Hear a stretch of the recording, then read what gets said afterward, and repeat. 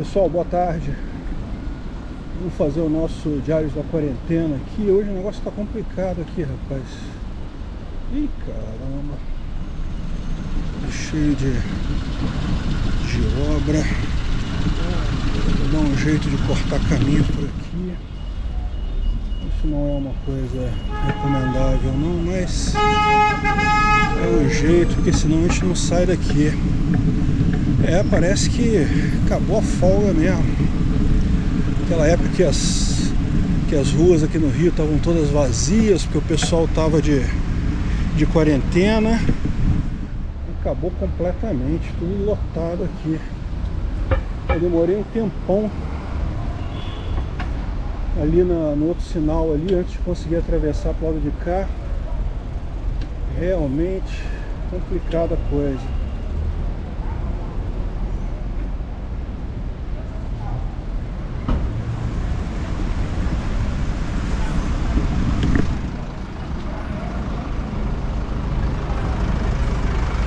Sacanagem que o cara parou justamente aqui. Não, eu vou dar um jeito de voltar pro lado de cá.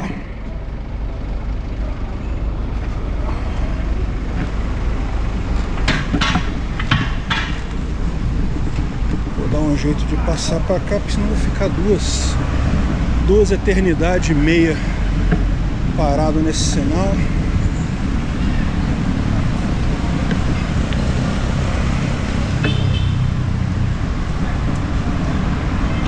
Pronto. Aqui no Rio, como vocês podem ver, o tempo não está essas coisas todas. Essa noite fez muito frio aqui, mas agora já está melhor. Não está frio não. Está com 22 graus ali é o que está marcando ali no relógio ali. Essa noite fez muito frio. Essa noite realmente fez muito frio. Mas hoje de manhã já estava mais quentinho e agora estamos assim. O tempo tá feio, fechado, ameaçando chover. Choveu ontem de noite. Não sei se vai chover hoje de novo. Não tá um dia bonito, mas é aquele negócio, né? Não existem só dias bonitos, tem dia que é feio mesmo. Vamos fazer o nosso Diário da Quarentena, batendo o nosso papo. Um dia não tão bonito assim, não tem problema. Deixa eu chegar ali no... O pessoal tá nervoso, porque tá todo mundo preso naquele sinal lá. E essas ruas, essa região aqui do Rio de Janeiro são muito apertadas, né? Mal dá para passar um carro aqui. Quando alguém para estranho, já era, já não consegue passar o resto do pessoal.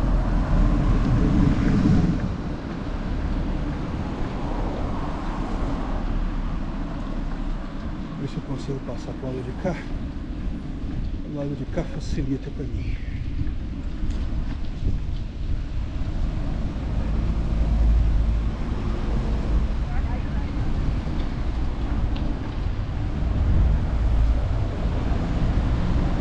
Caramba. Eu senti um pingo aqui. Espero que não seja chuva.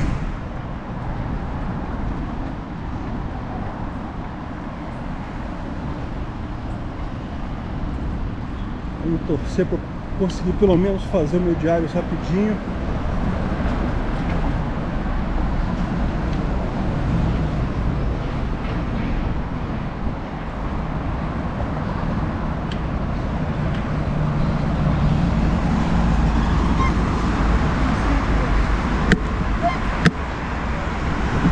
Beleza, acho que vai, hein? Pelo menos chegar ali a gente vai chegar. Pelo menos ver a praia a gente vai ver. Vamos ver se dá tempo de fazer o diário nosso. A gente faz rapidinho. Gente, eu tô um monte de dias sem fazer diário. Eu tava numa corrida frenética de um monte de entrevista aí. E não acabou não, tá? Tem mais entrevista. Tem entrevista dia 24, que é quinta-feira, com o Marcos Polon. E ainda tem uma entrevista semana que vem ainda. Então, Depois disso eu vou tirar umas férias de entrevista, tá? É muito cansativo isso. E hoje eu tenho o Hangout com patrocinadores. Então hoje, se você é patrocinador do canal, eu devo fazer o nosso Hangout lá no Hangout dos patrocinadores. Tipicamente eu boto o link lá no Discord e a gente vai fazer o nosso Hangout lá. Pois bem, deixa eu pegar aqui as notícias do dia. Como vocês podem imaginar, tá um dia feio aqui hoje, meio chuvoso, ventando.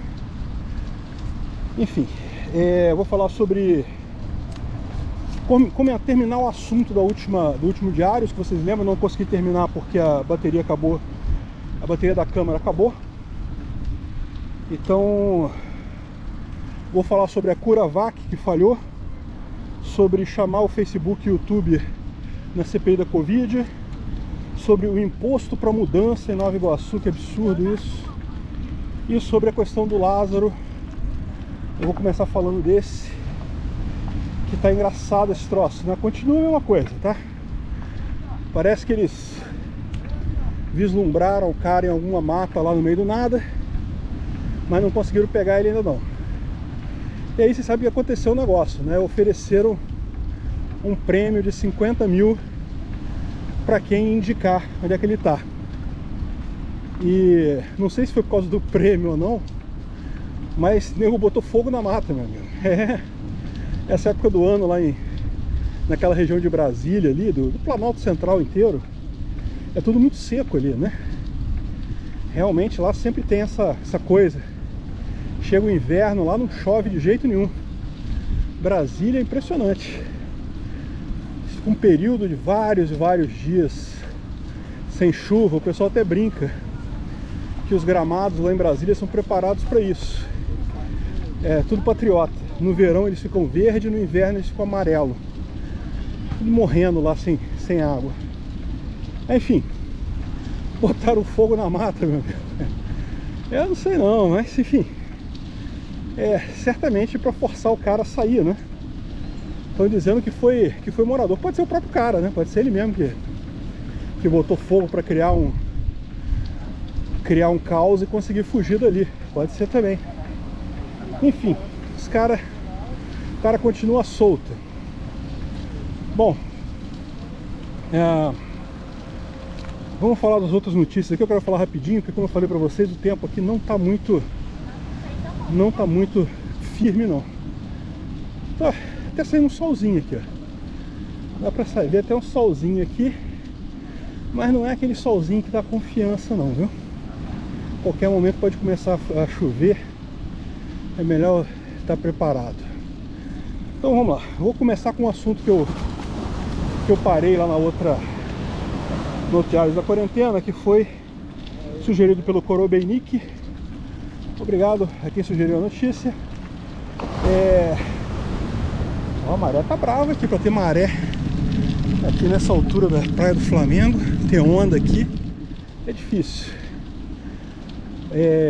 A notícia é justamente que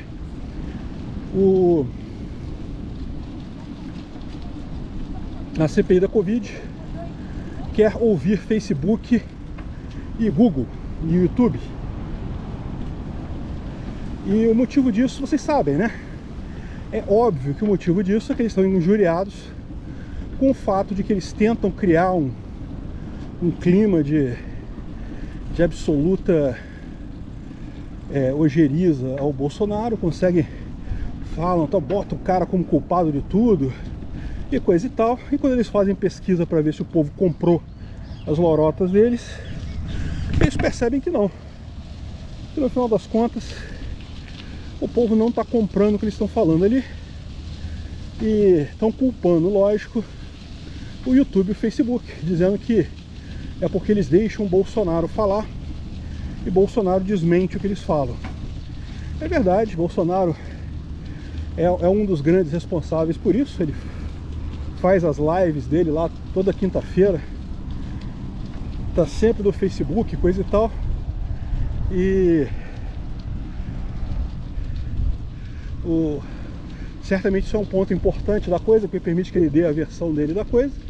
Mas eu já falei, a coisa é muito mais fundo do que isso. É muito mais... É justamente a informação distribuída. É um monte de gente dando um monte de opinião sobre isso, para ver o que permite que o pessoal forme sua opinião de forma neutra, sem se guiar exclusivamente pelas mentiras da mídia tradicional.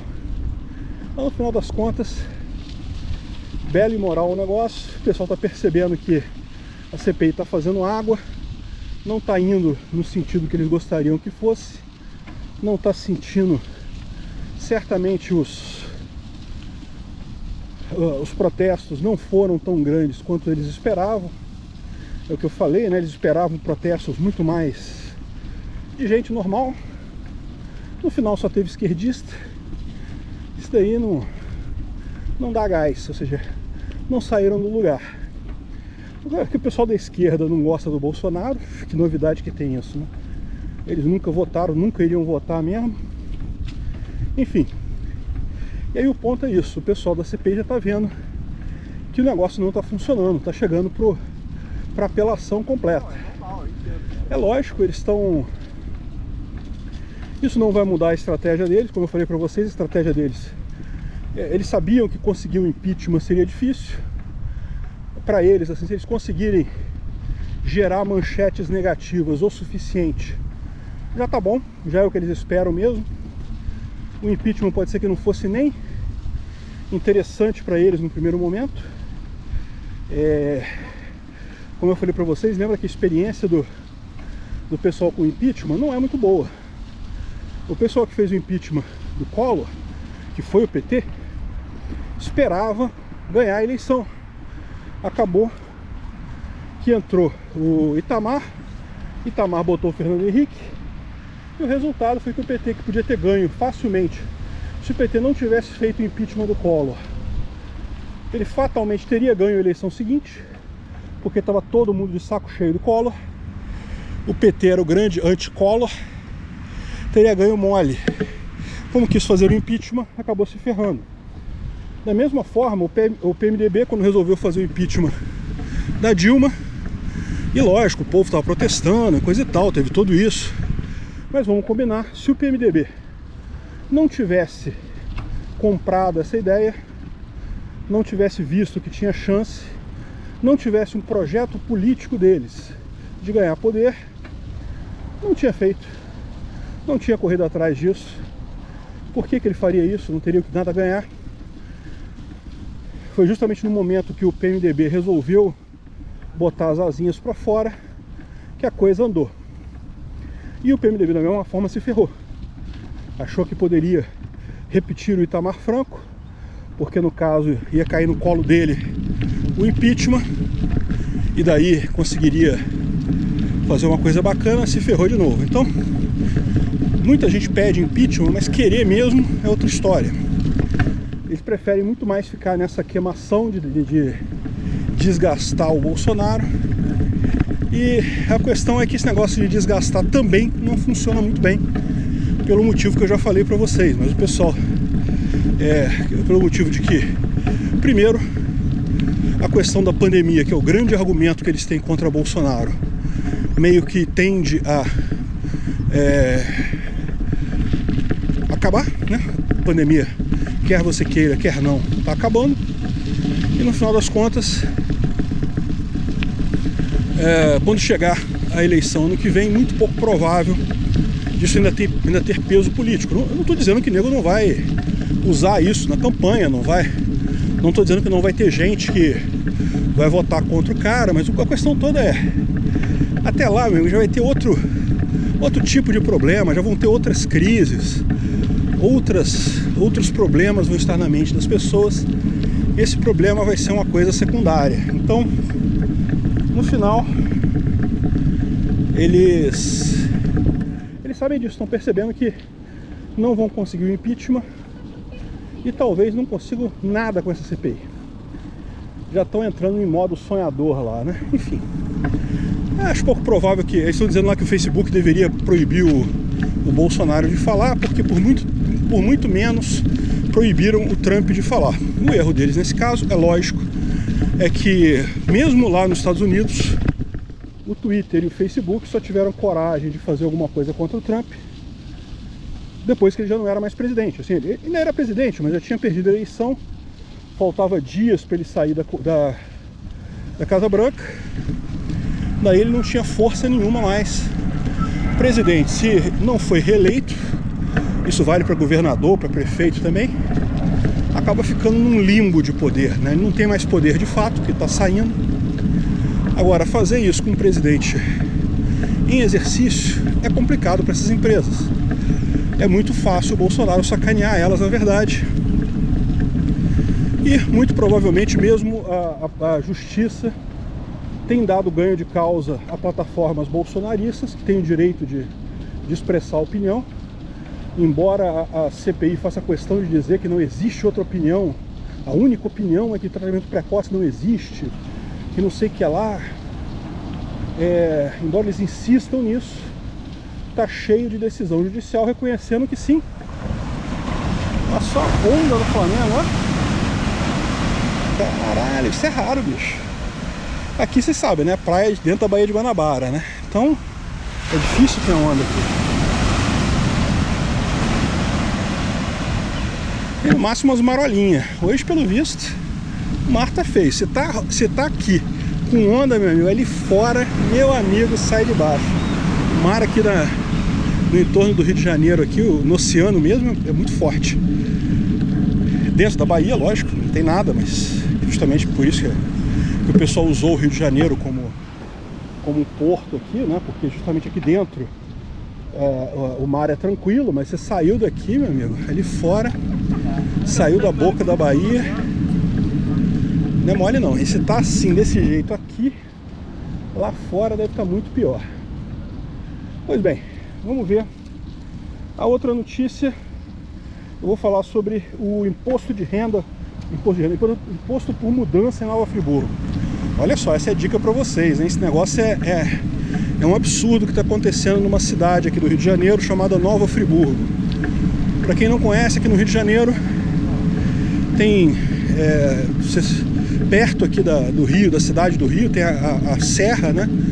E a Serra tem 3 grandes cidades aqui, que é Petrópolis, Teresópolis e Nova Friburgo. São as 3 cidades serranas do Rio de Janeiro, que tem um clima bem diferente aqui do resto do estado. O resto do estado é esse calor infernal que vocês estão acostumados. Aqui no Rio de Janeiro, só calor, calor, calor. O máximo que chega tá relativamente fresquinho como hoje. Mas em Petrópolis, Teresópolis e Nova Friburgo chega a fazer um friozinho, meu amigo. Chega a fazer um friozinho. Itatiaia também, mas Itatiaia já é um pouco mais longe ali, Resende, Itatiaia. Já é outra serra indo para São Paulo. Enfim, em Nova Friburgo a prefeitura está exigindo que para você fazer mudança tem que ter um alvará de nada consta. Meu amigo, inventaram um negócio do nada, porque lógico, eles não podem cobrar imposto sobre isso, né? As categorias que tem imposto estão definidas na Constituição.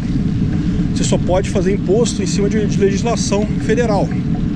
Então existe uma lista bem exaustiva do que você pode colocar imposto e o que você não pode. Aí acontece essas coisas, que é a coisa mais escrota do mundo, né? O pessoal fica criativo, inventa esse negócio. Igual eu falei para vocês, por que surgiu essa ideia de contribuição? Contribuição é exatamente igual ao imposto, só que qual que é o problema? Na época de José Sarney, eles queriam cobrar um imposto, mas pela Constituição de 88 havia a questão da anualidade e na noventena. Você não pode criar um imposto que seja vigente no mesmo ano, ele só pode ser vigente no ano seguinte, e tem que ter no mínimo 90 dias entre a promulgação da lei e o início do imposto. Então, por exemplo, você não poderia botar o imposto em dezembro para começar a valer em janeiro. Ele tem que ter pelo menos 90 dias e tem que ser entre um ano e outro. Então, como tinha essas limitações, aí o governo não queria fazer isso. O que ele fez? Ah, não pode botar imposto, beleza, vamos criar contribuição. Olha só, é outra coisa totalmente diferente, não tem nada a ver com imposto. É outro assunto totalmente diferente.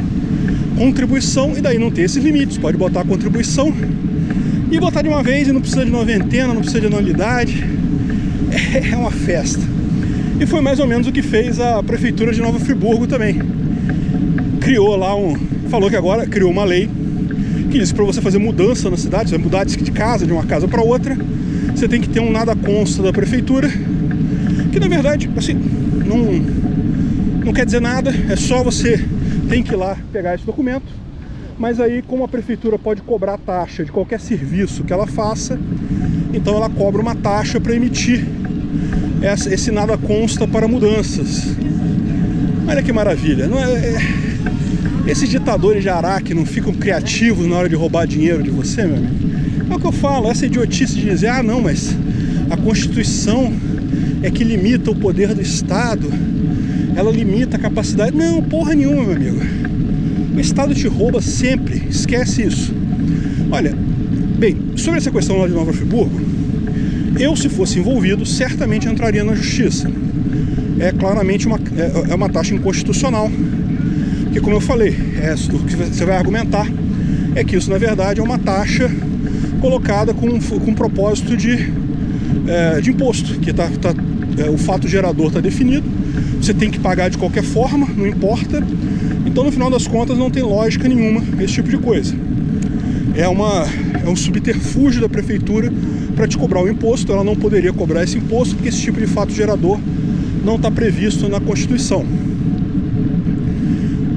E provavelmente quem entrar com ação na justiça vai ganhar. O problema todo, assim, o parasita lá sabe disso. Ele sabe que ele vai acabar perdendo na justiça. Só que até esse caso ser julgado, até esse caso chegar na última instância, coisa e tal, ele está embolsando dinheiro. E aí você entra naquela situação que a gente fala que é o grande incentivo errado da democracia. Qual que é a visão do cara? Ah, meu amigo, quando essas coisas começarem a estourar na justiça e a prefeitura começar a ter que devolver dinheiro pro pessoal, aí já vai ser o mandato do outro prefeito, então meio que foda-se, tô nem aí, já vou estar em outra nessa, já terminou meu mandato. Enfim, é assim que funciona. Os caras inventam, meu amigo, não tem essa não. Ah, mas é injusto. É injusto. Você pode entrar na justiça? Pode. Mas se você tiver que fazer mudança agora lá em Nova Friburgo, você vai ter que pagar. Porque simplesmente se você não pagar, a prefeitura vai botar a guarda municipal lá na sua casa e não vai deixar você fazer mudança. Vai querer te multar, vai querer inventar coisa pra cima de você. Então a única alternativa que você tem é pagar essa porra. E aí, lógico, você pode entrar na justiça, mas eles sabem também que muita gente não vai entrar, porque sabe que isso aí vai ser uma guerra, que vai levar anos. E aí quando você ganhar lá na frente, provavelmente a prefeitura não vai ter dinheiro para te pagar, vai te pagar com precatório, não vai receber do mesmo jeito. Então, meu amigo, foda-se, esse troço de Constituição limitar Estado não existe. Não vou voltar aqui pela praia mesmo, não vou voltar aqui por dentro, não. Já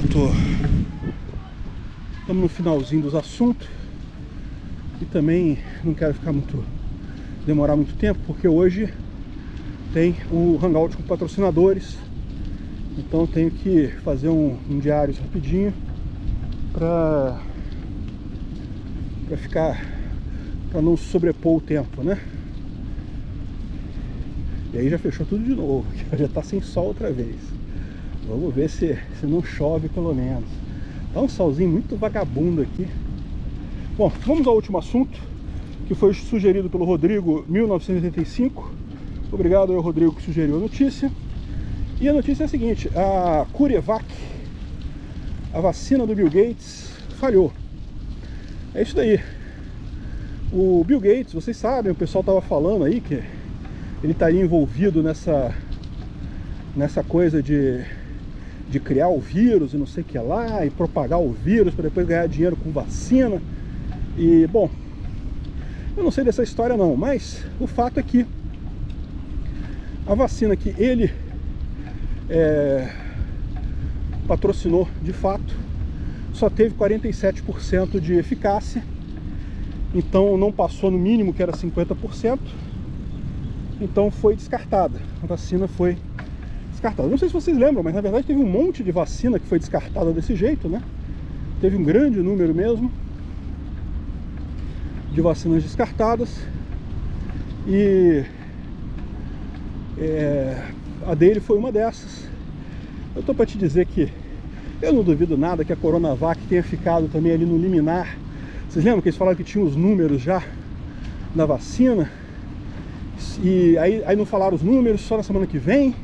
Aí demoraram um pouquinho. Eu não duvido nada, sabe o que aconteceu? A Coronavac ficou abaixo de 50%.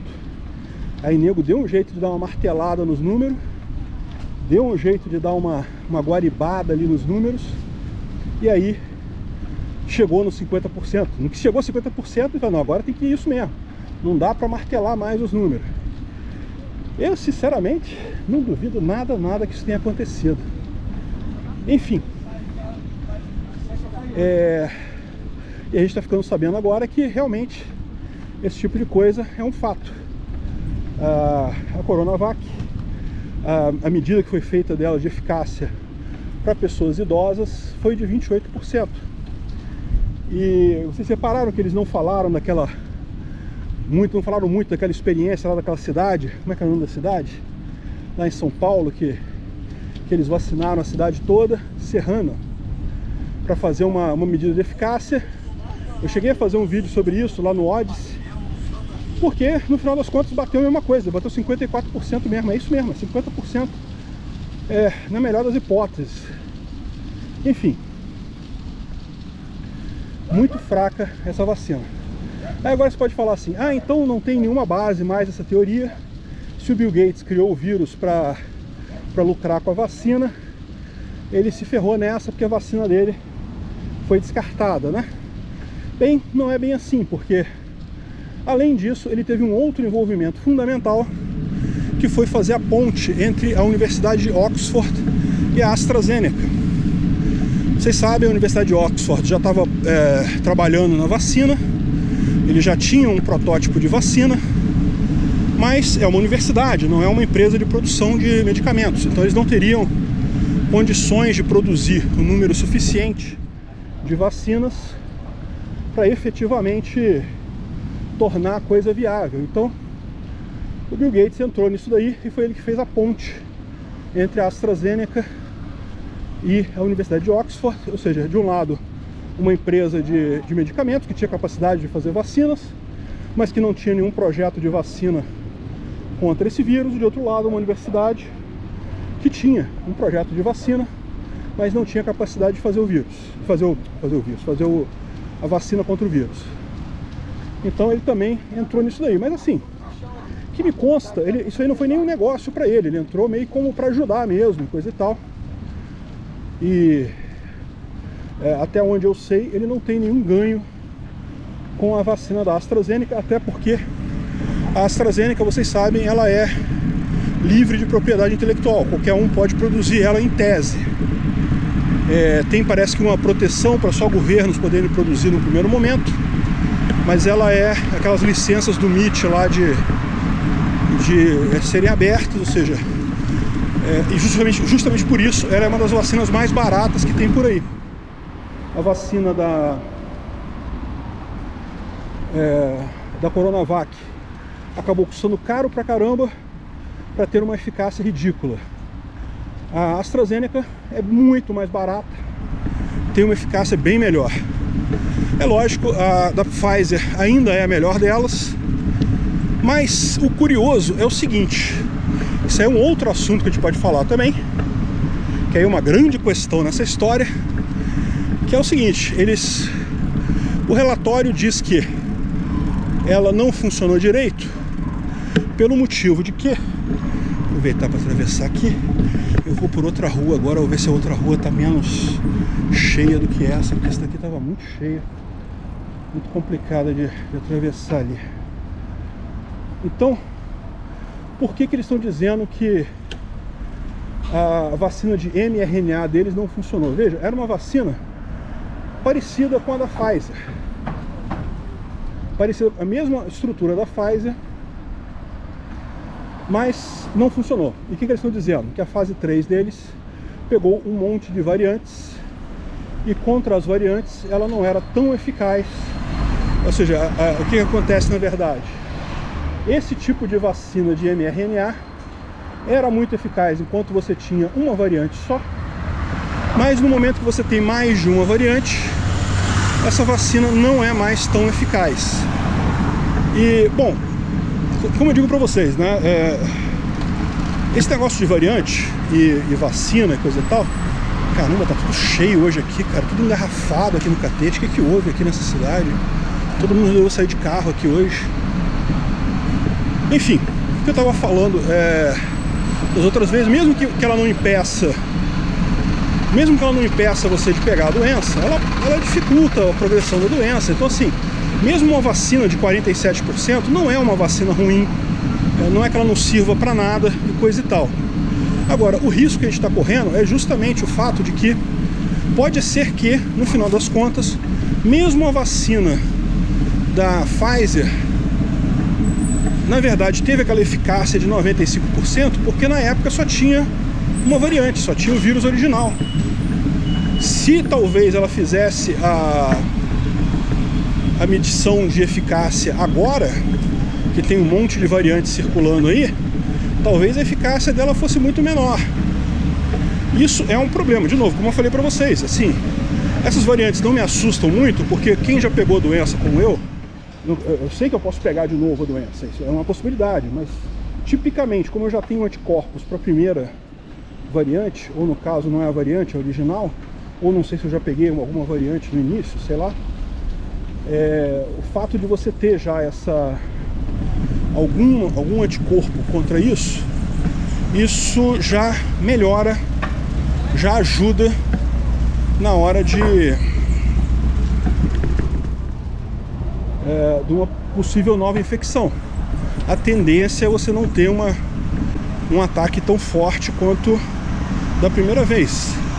Então, da mesma forma, não quer dizer que as vacinas não sirvam para nada, mas pode ser que realmente a eficácia dela seja bem mais baixa do que o pessoal está achando. E aí talvez aquele prêmio Nobel que falou que era um absurdo esse negócio de estarem fazendo planos de vacinação no meio de uma pandemia, porque isso vai fazer criar variantes e coisa e tal, talvez ele tivesse certo. Talvez a situação do pessoal estar fazendo campanha de vacinação no meio da pandemia realmente não seja a melhor solução. A única solução seria realmente imunidade de rebanho natural, deixar todo mundo pegar a doença, todo mundo com anticorpo do vírus tradicional, do jeito tradicional, e pronto. Tivessem adotado a estratégia que o pessoal lá de Edimburgo falou, de deixar os jovens pegar a doença, aquela primeira leva que era mais tranquila, os jovens pegariam ela, não teria nada, impediria que os mais velhos acabassem pegando a doença. Deixa eu ver se eu consigo pegar esse sinalzinho aberto pra mim ali. Enfim, pessoal, deixa eu correr aqui. Grande abraço pra vocês e até a próxima.